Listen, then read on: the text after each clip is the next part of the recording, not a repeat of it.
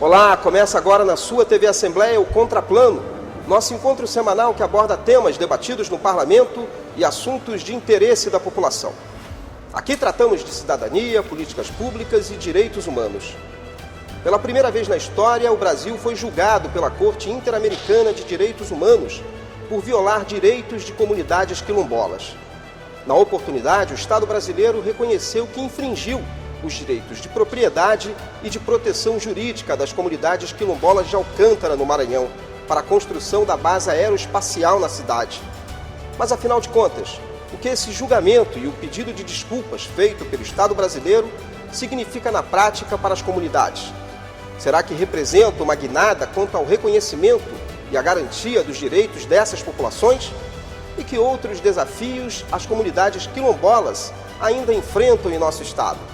O Contraplano está começando.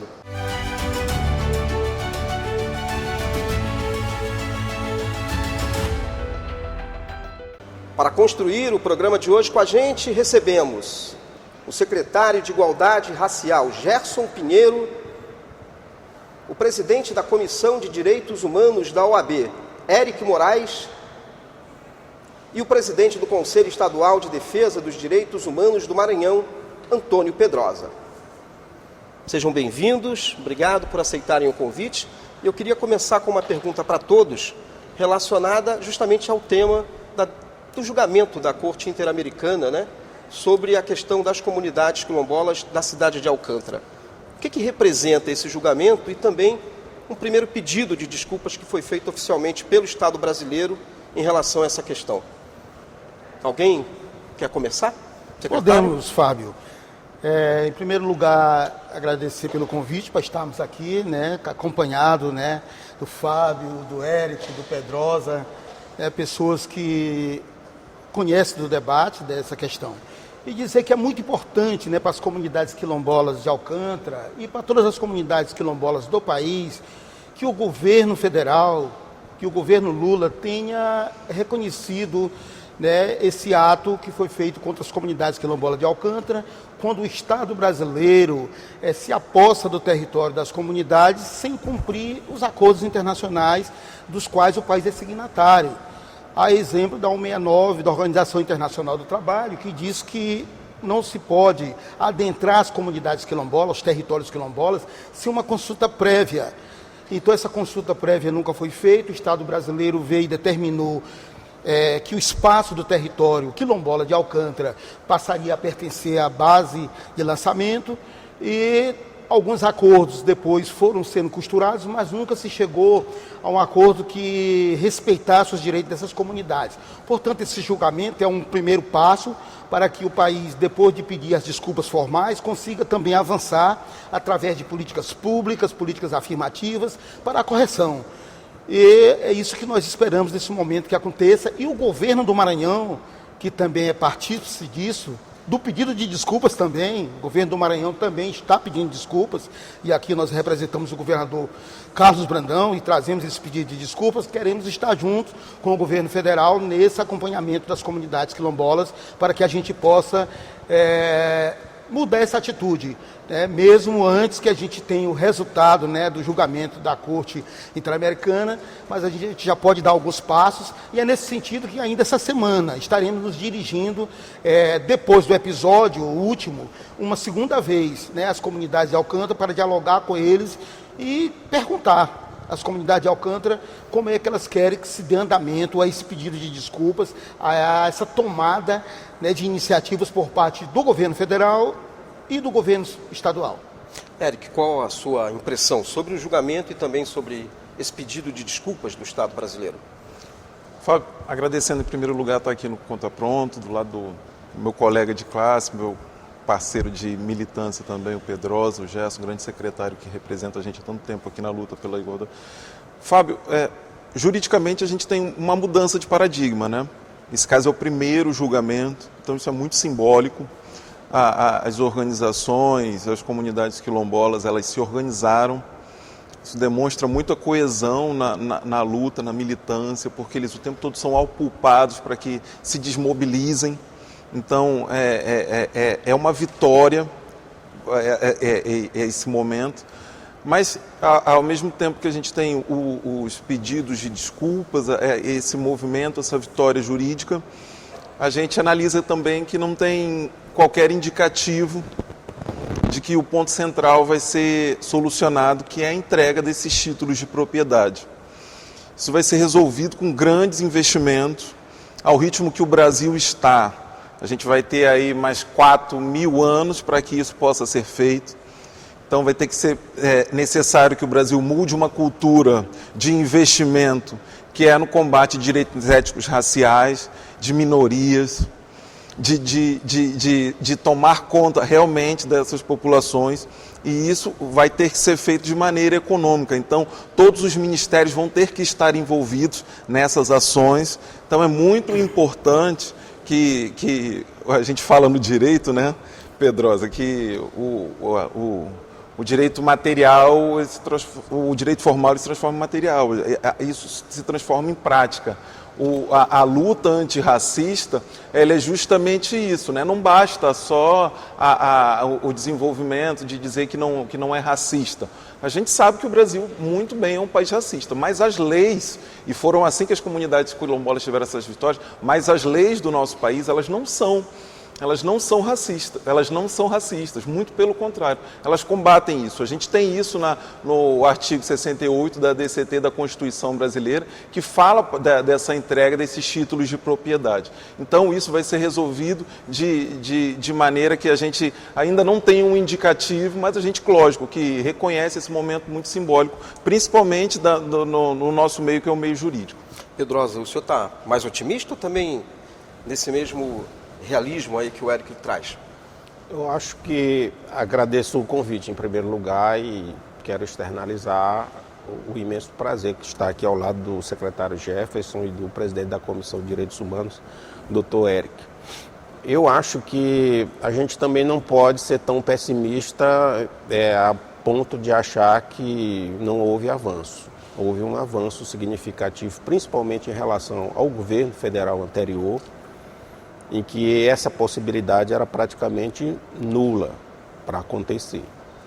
E neste governo do presidente Lula, nós conseguimos fazer com que esse julgamento da corte, né, ele tivesse um elemento de conciliação muito forte, que é no sentido de reconhecer as alegações das peticionárias, que são de movimentos sociais e de organizações de direitos humanos que assinaram a peça de denúncia, né? Então, o reconhecimento das alegações é um avanço também. O pedido de desculpas também mesmo naquele momento em que o governo brasileiro não havia consultado a comunidade sobre como seria esse pedido de desculpas, só o fato de pedir desculpas, no meu entendimento, já é também um avanço, né? Acho que poderia ter sido essa decisão de reconhecer as alegações poderia ter acontecido bem antes, não é? Porque esse processo internacional ele existe há vários anos atrás, onde já havia inclusive governos progressistas, governos que tinham compromisso com o segmento quilombola, e infelizmente isso não pôde ter acontecido naqueles mandatos anteriores, não é? Então, acho que foi um desgaste necessário que se tivesse se esperado tanto para poder reconhecer isso. Acho que o governo também ainda não deu a entender para a Corte Interamericana de como vai implementar a titulação. Por isso que foi aberto um prazo para alegações finais escritas, né? Para que o governo pudesse detalhar isso com mais precisão, porque na audiência da Corte nós todos ficamos ainda perplexos quando o representante do governo brasileiro disse que vai implementar essa titulação progressivamente. Isso deixou uma incógnita para a gente, porque o território quilombola ele não está sujeito a parcelamentos. Quando você fala em titulação progressiva, você está, de uma forma ou de outra, remetendo a um procedimento de parcelamento do território, né? Eu não sei o que o governo federal quis dizer em relação a isso, mas acho que a oportunidade agora de diálogo aumentou bastante, já há sinalizações, não só do Ministério das Relações Exteriores, do Ministério da Justiça. Nós temos um conjunto de ministérios que atualmente estão bem postados dentro do governo Lula, que já provocam essa mudança de metodologia de diálogo com a sociedade civil, com os movimentos sociais. Por isso que eu não estou tão pessimista assim. Eu acho que nós podemos avançar significativamente, inclusive em relação ao projeto aeroespacial brasileiro, que eu acho que esse é que ainda trava alguma coisa. Eu acho que por isso que o governo brasileiro não pôde detalhar com muita clareza como é que seria essa titulação, porque eu acho que do lado dos militares ainda há muita perplexidade, né? Eles tinham, até pouco tempo atrás, uma pretensão de expansão que poderia comprometer os povoados mais populosos daquele território quilombola, né? E agora, recentemente, eles recebem essa postura, essa posição do governo brasileiro, tá? Mas eu acho que foi muito importante, que foi uma vitória da comunidade quilombola local, sim. Ok, secretário, a gente está falando de mais de uma centena de comunidades, né, localizadas ali em Alcântara, e o principal impacto foi tirá-los da terra que era deles, né? O que isso provocou ao longo do tempo para essas comunidades? Olha, o fato de ter sido deslocado do seu local de origem, do local que tem toda uma fundamentação na construção da cultura, foi um atraso para as comunidades. Ali se buscava alimento, as comunidades quase todas tinham acesso à costa do Oceano Atlântico, ou à costa da Baía de São Marcos, né, ou da Baía de Cumã, que está do outro lado, e elas foram, muitas delas, interiorizadas. É o caso das agrovilas, né, e as comunidades que permaneceram ainda no seu local de origem, elas tiveram proibições em relação ao acesso à costa.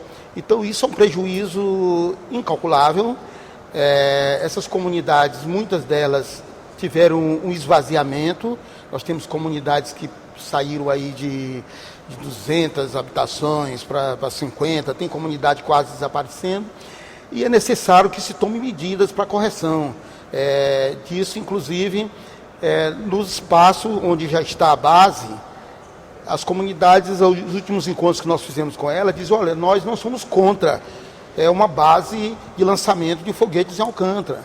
Nós queremos ser respeitados na construção disso.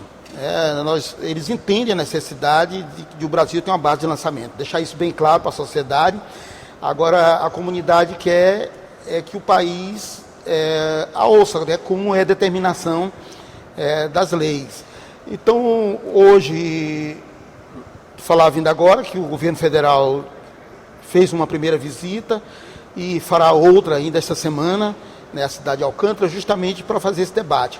E tem que fazer esse levantamento, quais foram as perdas da comunidade. A comunidade é que vai dizer isso, quais foram suas perdas, e a partir daí o governo elaborar políticas para dar conta, né, do resgate, políticas afirmativas que vão desde o território.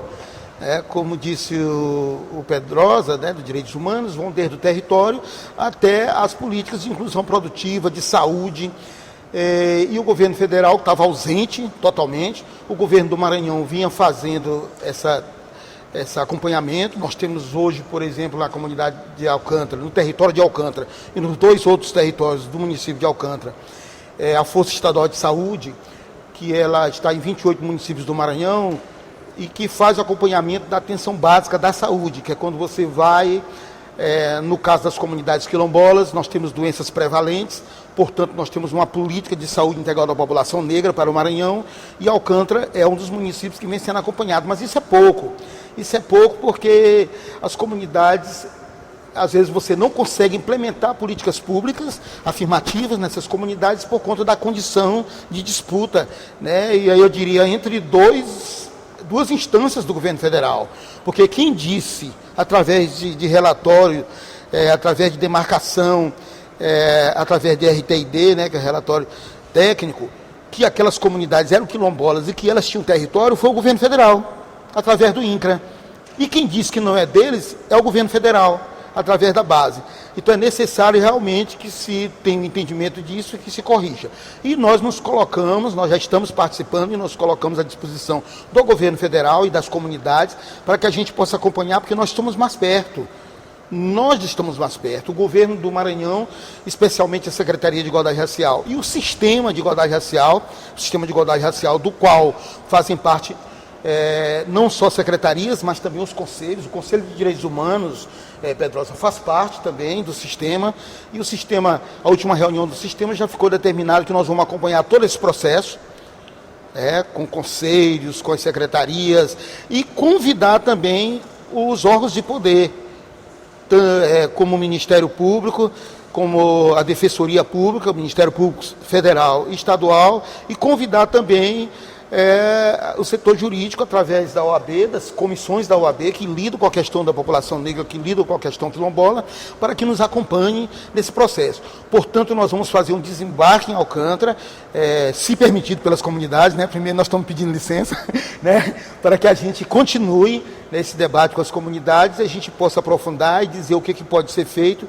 e a partir de onde o governo estadual, repito, né, o que eu disse ainda agora, o governador Carlos Brandão também se manifestou, né, e nós nos manifestamos com esse pedido, somando esse pedido de desculpa do governo Lula e nos colocando à disposição para que a gente possa sair desse impasse e resolver essa questão que é de direito das comunidades. Reintegração de posse para as comunidades, porque elas chegaram primeiro. Não existe reintegração de posse para a aeronáutica, porque ela chegou depois. Como é que eu invado tua casa e depois vou te tomar tua casa dizendo que é reintegração de posse? Isso inexiste. Tá? Então, na nossa visão é isso, e nós estamos, enquanto governo do Estado, à disposição para esse debate com a sociedade e para essa construção junto às comunidades. Agora, Érico, eu vou deixar uma pergunta já para o segundo bloco, que a gente está finalizando esse primeiro. Esse problema de Alcântara é um problema mais singular pela questão da base aeroespacial. Mas os desafios que são vividos pelas comunidades de lá são muito parecidos com os desafios de outras comunidades quilombolas no estado do Maranhão? A gente certeza responde isso no segundo bloco, já que a gente vai para um rápido intervalo e na volta continuamos a nossa conversa. É um instante só.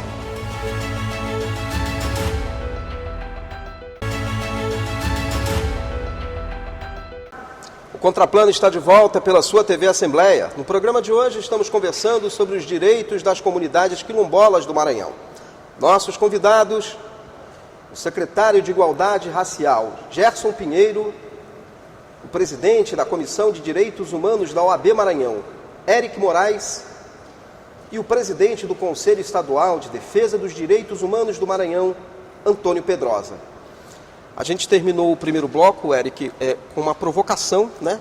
Uma pergunta, na verdade, já que a gente estava falou no primeiro bloco muito sobre a situação específica das comunidades quilombolas em Alcântara, mas saber se esses desafios vividos lá são desafios muito parecidos com o de comunidades quilombolas no restante do Maranhão.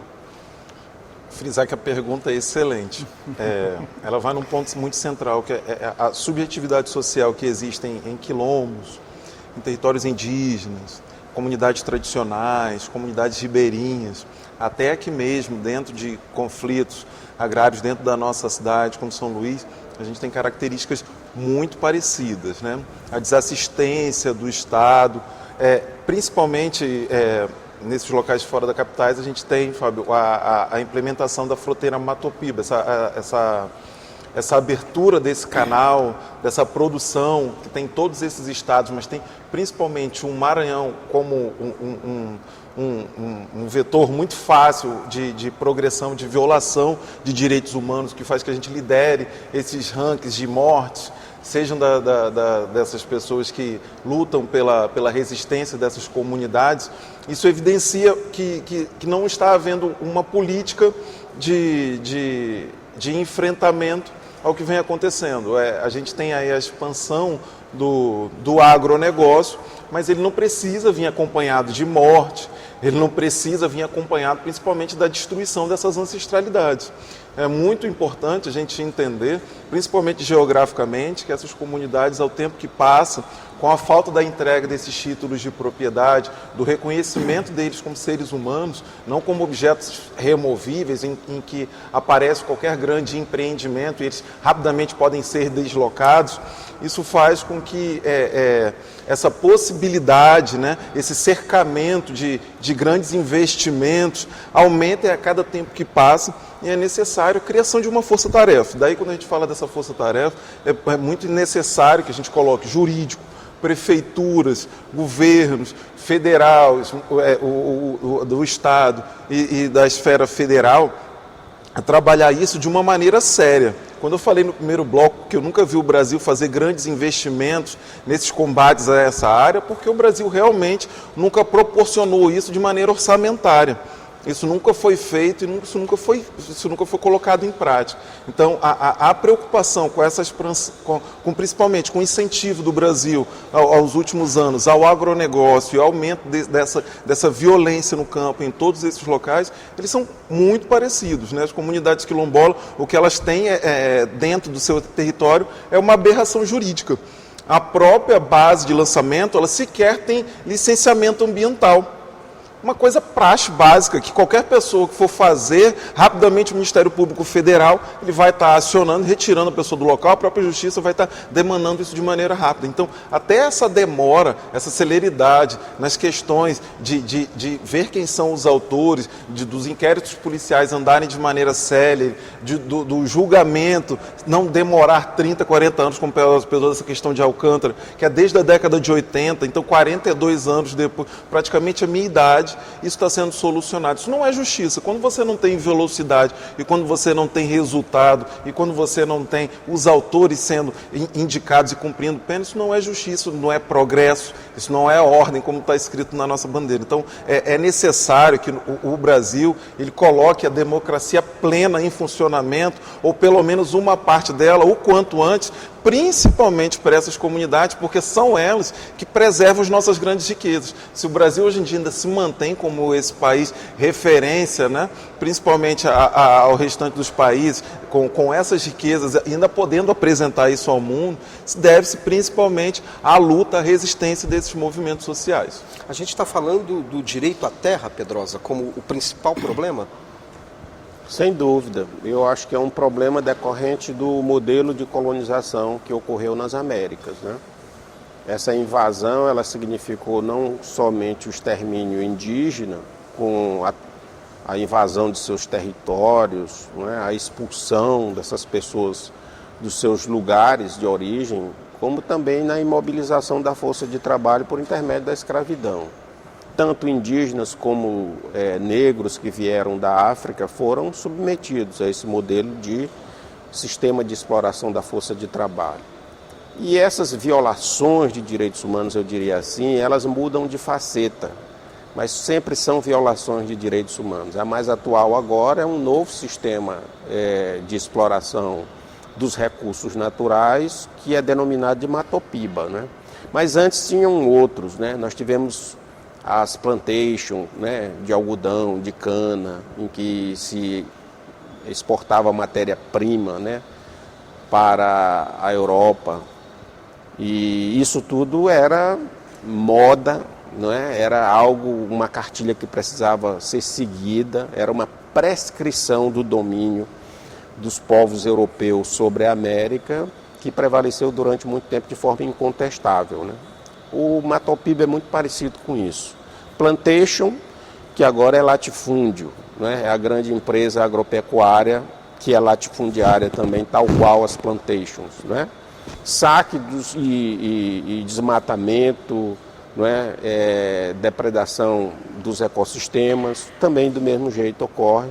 E extermínio, genocídio, também do mesmo jeito que está ocorrendo agora. Então nós temos uma situação em que o país atravessa uma transição governamental que precisa pôr em xeque esse modelo. Ou nós caminhamos cá conosco, de acordo com um paradigma que preserve os nossos ecossistemas, alinhe o país com a discussão do clima, né, da preservação ambiental, da preservação dos nossos rios, que já estão bem combalidos aqui no estado do Maranhão, né, em função desses desmatamentos.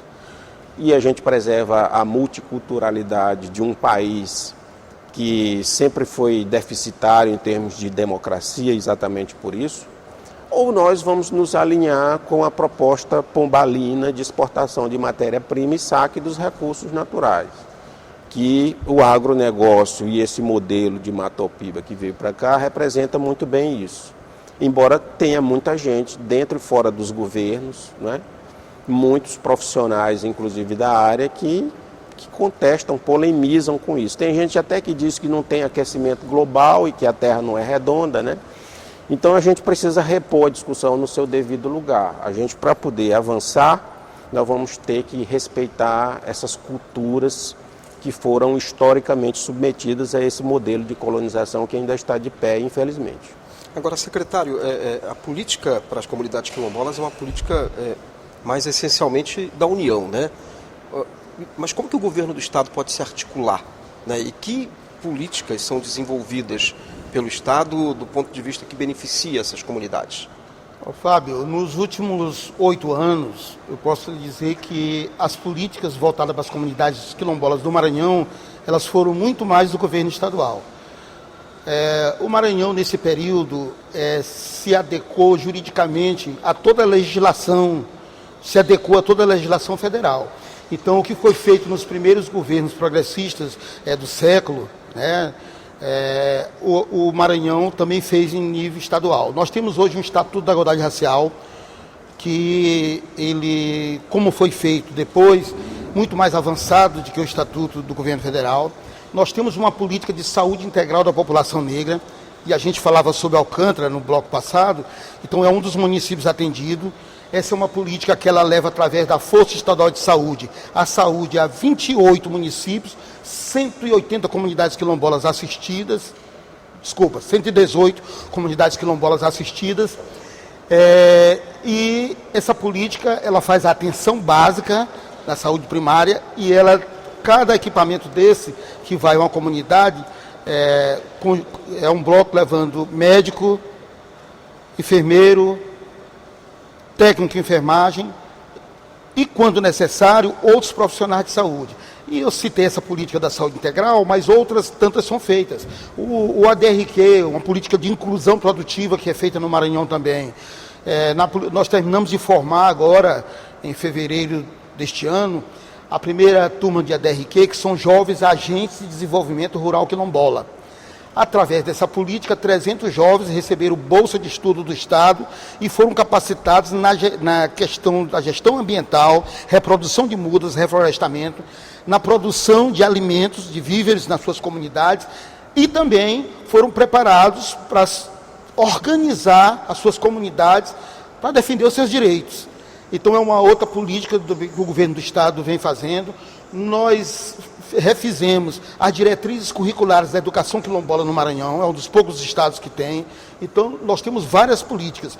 Eu creio que o que nós precisamos mais, e aí todo mundo precisa, é de discutir essa questão orçamentária, porque nós somos uma secretaria com muita transversalidade e isso termina que a gente tenha que estar dialogando, né, com todas as secretarias, isso é necessário, mas é necessário também que se tenha um reforço orçamentário para que essas políticas todas ganhem uma dimensão maior, porque muitas dessas políticas, eu falei ainda agora, feitas em 28 municípios. Nós temos 120 municípios do Maranhão com comunidades quilombolas, e esse número está aumentando, porque nós temos as comunidades quilombolas localizadas do centro-norte do estado. Então, a maior densidade das comunidades quilombolas, embora a gente tenha comunidade quilombola lá em Alto Parnaíba, mas a maior parte das comunidades quilombolas elas estão na Amazônia Maranhense, litoral ocidental, parte Amazônia e parte Baixada, litoral ocidental e Campos e Lagos, que ficam num conjunto ali que nós costumamos chamar tudo de Baixada, né, nós maranhenses. Fica também no Vale do Itapecuru, desde aqui de Rosário até Colinas. Nós temos também uma grande quantidade de comunidades nas chapadas do Médio Parnaíba, que pega ali de Brejo, aquela região toda ali, Lagoa Amarela, por exemplo, lá de Nego Cosmo, que foi dizimada, mas ela hoje está em Bom Sucesso, que fica ali tudo próximo à Chapadinha. E nós temos algumas comunidades na região das Areias. A cidade de Barreirinhas, por exemplo, ela iniciou em comunidades quilombolas. Ela teve início em comunidades quilombolas a partir de um engenho que tinha lá e da plantação de cereais. Então, é um estado eminentemente quilombola e que nós temos feito algumas políticas voltadas para essas comunidades. Eric, e como a OAB ela dialoga com essas comunidades, a Comissão de Direitos Humanos, como é que ela exerce o trabalho quando o assunto são as comunidades quilombolas?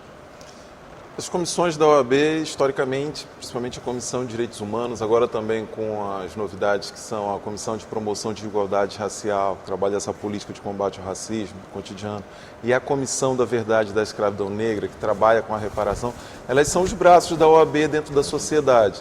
Então, o que a gente tem feito no momento é oferecer os nossos canais de escuta para que, em casos de violações, a gente possa estar oferecendo uma equipe de advogados especialistas no assunto para ou estar indo examinar aquela violação in loco, estar, num segundo momento, podendo entrar em diálogo com as autoridades competentes, mas também demandando imediatamente as autoridades competentes para que elas façam ali aquele atendimento prestativo a comunidades quilombolas. Agora, o que a gente faz também a longo prazo é estar sempre comparecendo nesses locais, não com o poderio de poder público, também pela limitação do orçamento da OAB, mas aqueles que a gente chama de zona vermelha, que são os locais onde a gente percebe um conflito muito iminente, uma necessidade de urgência, que é principalmente focar na formação de direitos humanos. Então você, ao ter contato com essa comunidade, você está ali identificando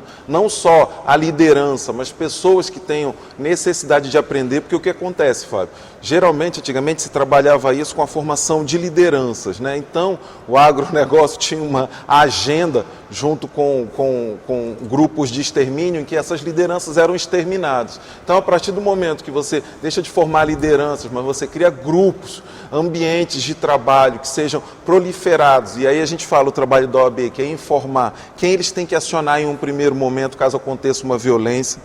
Existe um problema muito grave no Brasil, você até citou isso, né? Que é definir a competência federal, que às vezes acontece deles ligarem para a Polícia Federal, não serem atendidos, e haver o encaminhamento para a Polícia Civil, e a Polícia Civil fala que não é com eles, ou às vezes para a FUNAI, ou encaminha para o Ministério. Então, a gente tenta traçar uma linha em que eles vão poder estar entrando em contato com essas autoridades, ou a gente mesmo entra em contato com essas autoridades, porque é através dessa explicação do que é direitos humanos, e que, por vezes, eles, às vezes, nem sequer reconheciam que estavam tendo os seus direitos violados. Então, é nesse agrupamento dessa sociedade antirracista que a gente vai ter evoluções no combate, principalmente um maior diálogo, uma maior interação, haja visto tantos anos de afastamento entre esses entes federativos e estatais com essas comunidades tradicionais.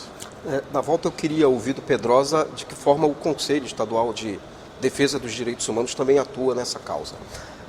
Mas a gente agora vai para mais um intervalo, voltamos daqui a pouco com o último bloco do Contraplano.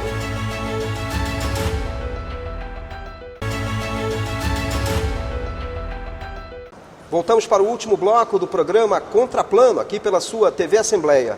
Hoje discutindo os direitos das comunidades quilombolas do Maranhão.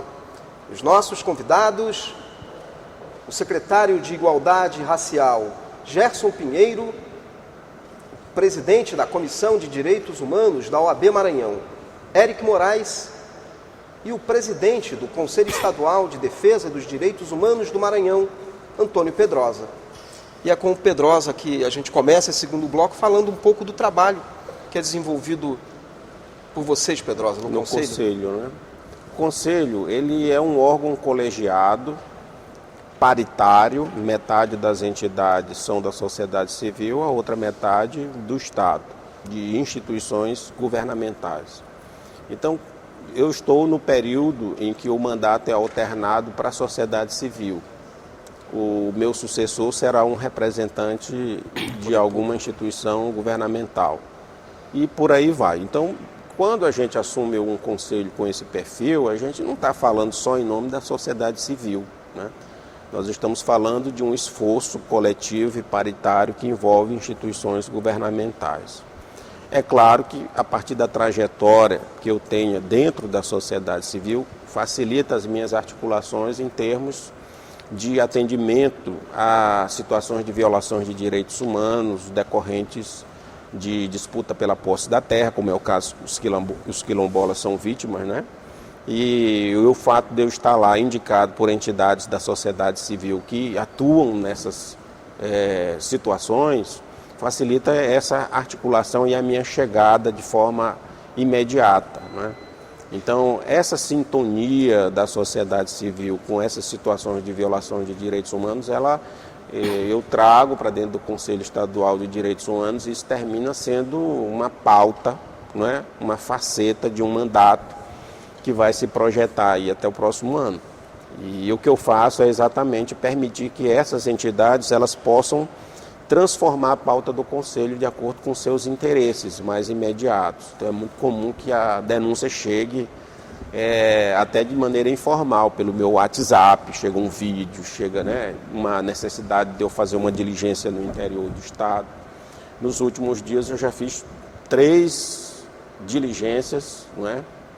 Sacrificando finais de semana. A primeira no Parque Estadual do Mirador, onde a gente debatia a questão do Conselho Consultivo e termo de compromisso com as comunidades locais que habitam o Parque do Mirador. Depois eu fui para a terra indígena Turiaçu, discutir autonomia e direitos humanos com a comunidade Capó. E agora, recente, nesse outro final de semana, eu estava na terra indígena Araribóia por ocasião da visita das relatoras de direitos humanos da Comissão Interamericana de Direitos Humanos. E essa agenda vem para a gente com muita naturalidade, em função da inserção que a gente tem nessas lutas todas, né? Então, o Conselho ele é essa caixa de ressonância, não é? de comunicações de violações de direitos humanos e de prevenção também de conflitos. Que aí a gente está falando não só de comunidades quilombolas, mas comunidades indígenas, comunidades ribeirinhas, todas aquelas que de alguma forma têm violações de direitos humanos. Eu acho que dependendo do perfil do presidente do Conselho de Direitos Humanos, essa pauta se desloca mais para um lado e para outro. O fato é que no Maranhão não falta violação de direitos humanos, né? E para o lado que você olhar, tem, e a gente nunca vai dar conta de tudo, né? Eu, por exemplo, não tenho condição de acompanhar mais de 200 conflitos pela posse da terra que existem hoje no Maranhão, né? Eu tenho que transformar um conflito em paradigma para que os outros conflitos sejam tratados da mesma forma, como aconteceu em Baixão dos Roxas, né? Foi um conflito mais grave em que eu tive que fazer intervenções e levar isso até o Tribunal de Justiça, onde se discutiu um paradigma de tratamento para violação de direitos humanos no campo. E aí eu vou monitorar isso e ver se o Poder Judiciário do Estado do Maranhão leva adiante essa metodologia, né, de resolução de conflitos por intermédio de mediações. Mas isso tudo são tentativas e erros, isso depende muito da colaboração, da minha capacidade de convencimento das instituições, das secretarias, dos governos, né, e da minha capacidade também de mobilizar esforços dentro da sociedade civil para que isso ocorra. Agora, secretário, o senhor já estava na pasta anterior a essa gestão. O senhor já percebe uma mudança do ponto de vista de diálogo com o governo federal? A gente, nos últimos 4 anos, as comunidades quilombolas foram vítimas, né, de falas até preconceituosas. Já se percebe algum tipo de mudança até na relação, no diálogo da secretaria com a gestão federal? Já há uma mudança bem visível, né? Em primeiro lugar, o governo federal já esteve no Maranhão, acompanhando essa questão de Alcântara, quando houve aquela tal de reintegração de Vista Alegre, né? Que eu disse agora que não é uma reintegração. E o governo federal ainda esta semana voltará à cidade de Alcântara. E uma decisão importante é que o presidente Lula, ele mudou o programa Quilombos do Brasil, né, Brasil Quilombola, para Aquilomba Brasil. O nome do novo programa é Aquilomba Brasil. E ele faria o lançamento do Aquilomba Brasil, ele ou a ministra Aniele, na Bahia. E ele já tomou a decisão e vai consultar as comunidades se prefere que seja feito no Maranhão, na cidade de Alcântara. Então isso é uma aproximação. É claro que o representante do governo, quem esteve aqui foi o secretário do Ministério de Igualdade Racial, ele já disse, olha, o governador já está fazendo isso para dar uma certa resposta, né, à Corte Interamericana, antecipar, mesmo antes de sair o resultado da sentença, essa vontade do governo de tratar mais de perto as questões quilombolas e de igualdade racial no geral, né, do estado do Maranhão. Portanto, eu acredito que a gente está começando o governo, que ainda trabalha com o orçamento do ano passado, do governo passado, o orçamento está sendo feito agora o plano, que nós teremos um plano orçamentário a partir do próximo ano, mais voltado para essas questões dos povos e comunidades tradicionais, dos quilombolas, dos indígenas, até porque isso é uma exigência, né, da situação internacional. Nós estamos vivendo um quadro internacional em que o fascismo cada vez mais vai se acirrando. A gente vê em diversos países, o Brasil acaba de passar por um governo de extrema-direita, fascista, né, e que deixou várias marcas que vão demorar a ser corrigidas. A gente vê isso acontecendo em nível internacional em vários locais. Então, portanto, eu acredito muito que nós estamos começando um novo período de relações do governo federal com as comunidades tradicionais, com as comunidades quilombolas e indígenas do estado do Maranhão. Já que o senhor tocou nesse assunto até de atualidade, né, aproveitando que a gente também está se encaminhando para o fim do programa, a gente está exibindo esse programa numa terça-feira, programa inédito, e que no domingo anterior a essa terça-feira aconteceu um episódio que ganhou proporções mundiais de racismo com um jogador brasileiro, que não foi a primeira vez, diga-se de passagem.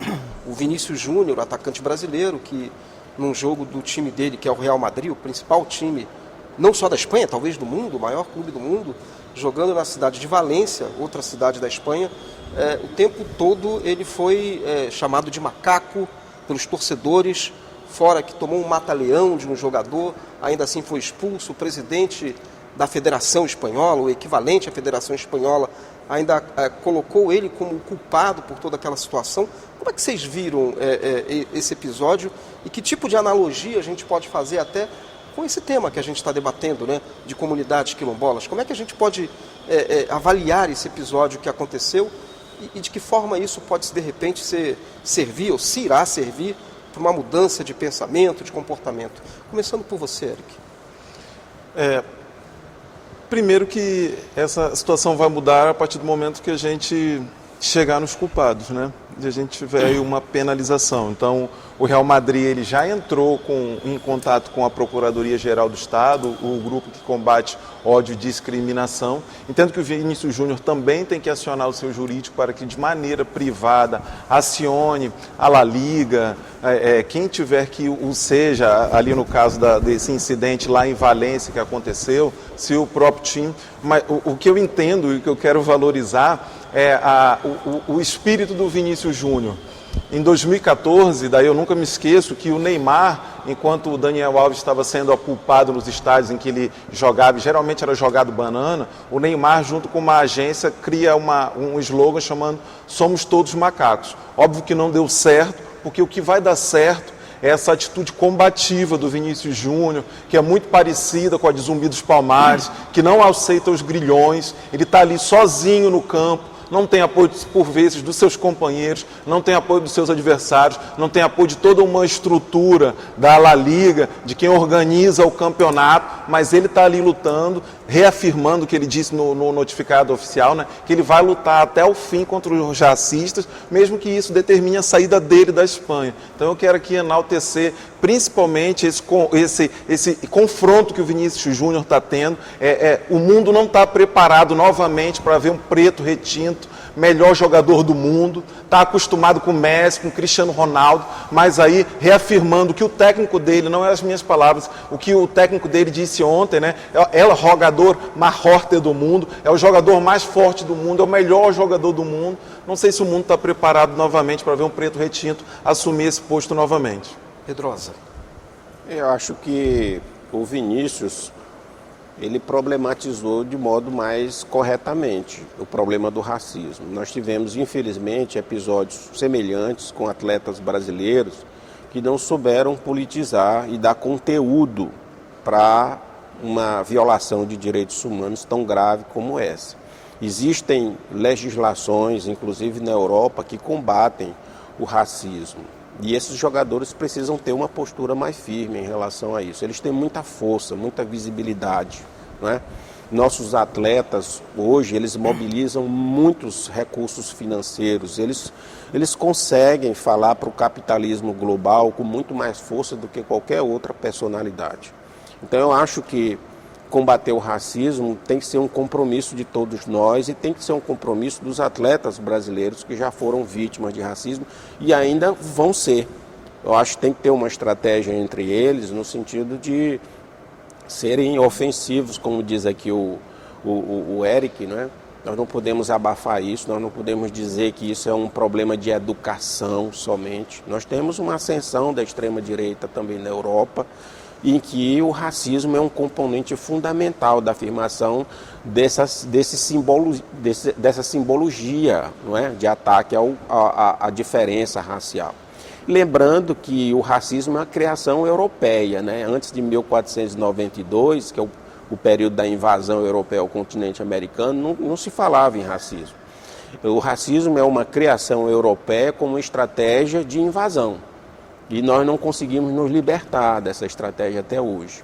Até hoje tem gente, negros, né, que não se assumem como negros, porque são vítimas dessa imposição, né, de opressão que faz com que as pessoas se intimidem em ter que denunciar isso. E não só os negros são vítimas do racismo, os indígenas, né, as comunidades tradicionais, os ciganos. Nós temos um conjunto grande de pessoas, né, que são vítimas do racismo. Nós maranhenses, se a gente tirar o pé do estado do Maranhão, a gente já pode ser vítima de racismo. Embora a gente tenha conhecimento que tem nordestino nazista, a partir da influência do governo federal anterior, que não tem lógica nenhuma. Nós somos um país pluricultural e nós maranhenses, nós temos uma influência africana e indígena muito grande em tudo que a gente faz. A nossa identidade cultural é essa, inclusive por isso que se festeja a festa junina com esse componente tão forte, né? Precisa ser preservado. Só que a gente precisa preservar a cultura, a dança,